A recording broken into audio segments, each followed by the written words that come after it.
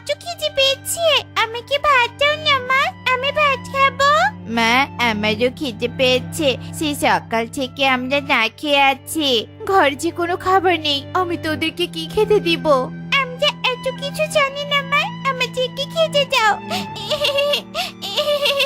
আমি বুঝতে পারছি তোদের কষ্টটা। তোরা এখনো ছোট, খিদের জ্বালা সইতে পারিস না। তোদের বাবা এলে আমি খাবার নিয়ে আসতে বলবো, কেমন? যা, তোরা গিয়ে খেলা কর। টনি কোনো রকম তার সন্তানদের সান্ত্বনা দিয়ে খেলতে পাঠিয়ে দেয়। আর কিছুক্ষণ পরেই টোনা তার বাড়িতে ফিরে আসে। টোনা, তুমি এসেছো? খিদের জ্বালায় বাচ্চারা যে কাঁদছে, তাদের কষ্ট আমি আর দেখতে পাচ্ছি না। আমরা দুদিন না খেয়ে থাকতে পারবো, কিন্তু ওরা তো ছোট, ওরা তো পারবে না।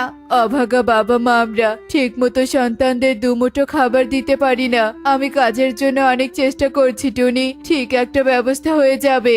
এই বলে টোনা আবারও ঘর থেকে বেরিয়ে যায়। টোনা এদিক ওদিক সব জায়গায় কাজ খুঁজতে থাকে, কিন্তু কোথাও কাজ খুঁজে পায় না। টোনা অসহায়ের মতো এক গাছের নিচে বসে পড়ে। কে রে টোনা, তুই এভাবে মনমরা হয়ে বসে আছিস কেন?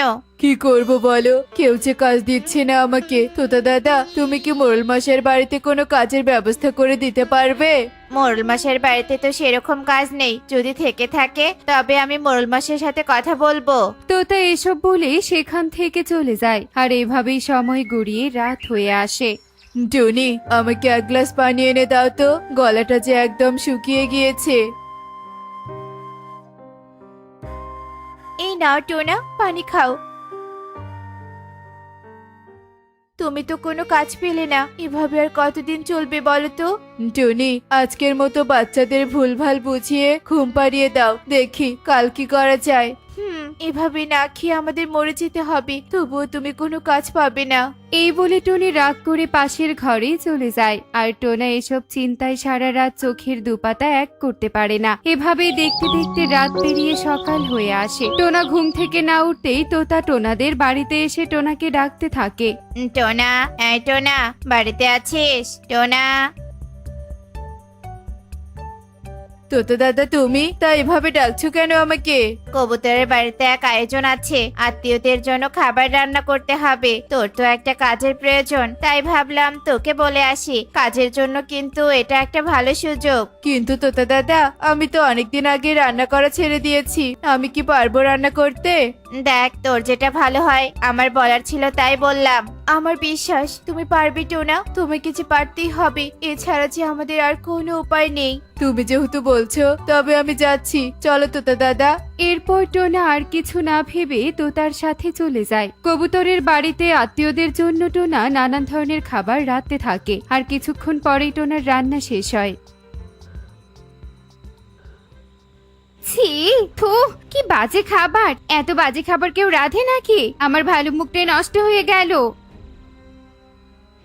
টোনা, তুই এসব কি খাবার রান্না করেছিস? তোর কারণে আজ আমার সব মান সম্মান নষ্ট হয়ে গেল। না মানে কবুতর দাদা, আমি এসব ইচ্ছে করে করিনি, আমার কথা বিশ্বাস করো।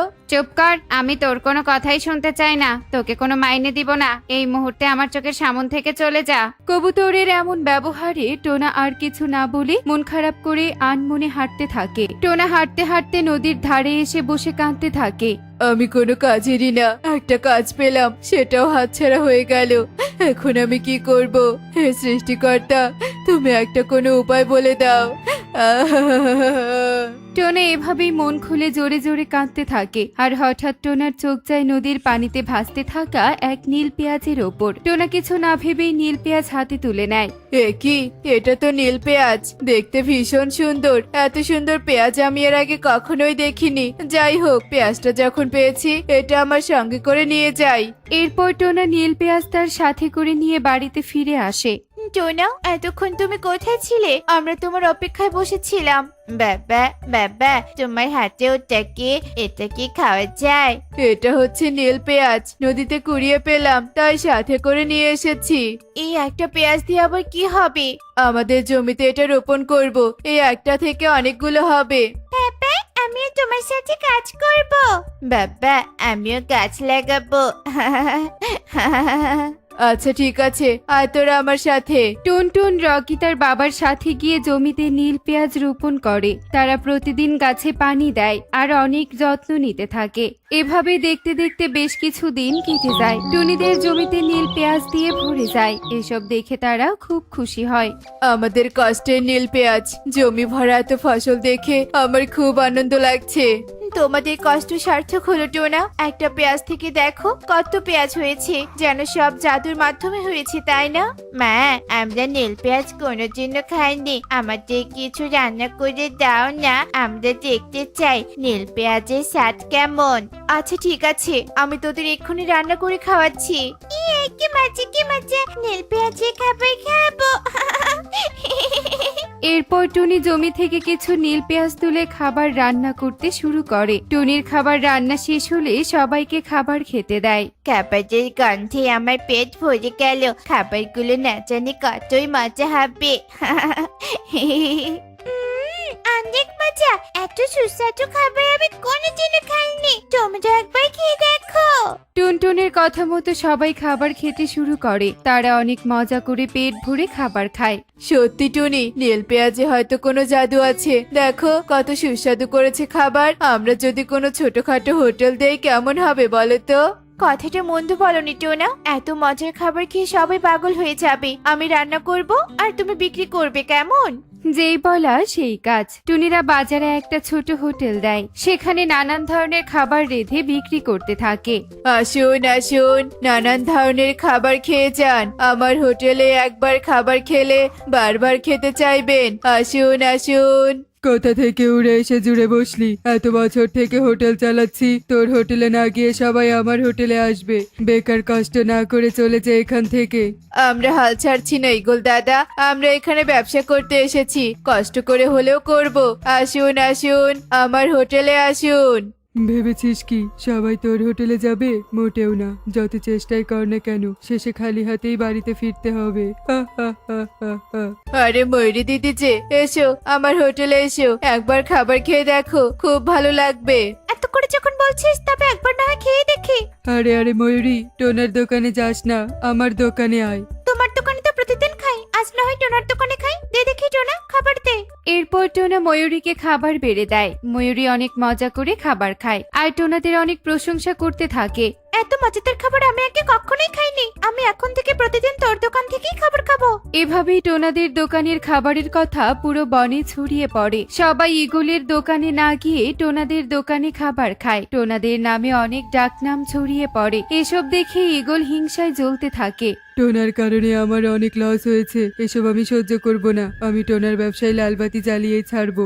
যেই বলা সেই কাজ। টোনারা দোকানে না থাকায় ইগল চুপি চুপি গিয়ে সব খাবারে নষ্ট মশলার গুঁড়ো ছিটিয়ে সেখান থেকে পালিয়ে যায়। কিন্তু টোনারা এসব কিছুই বুঝতে পারে না। টোনা, আমাকে খাবার দে তো, বড্ড খিদে পেয়েছে। এক্ষুনি দিচ্ছি তোতা দাদা, এই নাও তোতা দাদা তোমার খাবার। ছি ছি ছি ছি, থু থু থু থু। টোনা, এসব তুই আমাকে কেমন খাবার দিয়েছিস? কি হয়েছে তোতা দাদা? আমি তো তোমাকে ভালো খাবার দিয়েছি।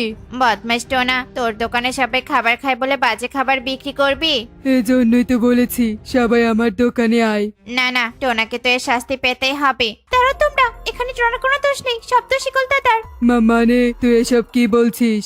এরপর ময়ূরী তার চোখে দেখা সব ঘটনা সবাইকে খুলে বলে। আমি দূর থেকে সবটা দেখেছি, ইগল দাদা এসব করেছে। ছি ইগল দাদা, তোমার স্বার্থের জন্য এত নিচে নামলে?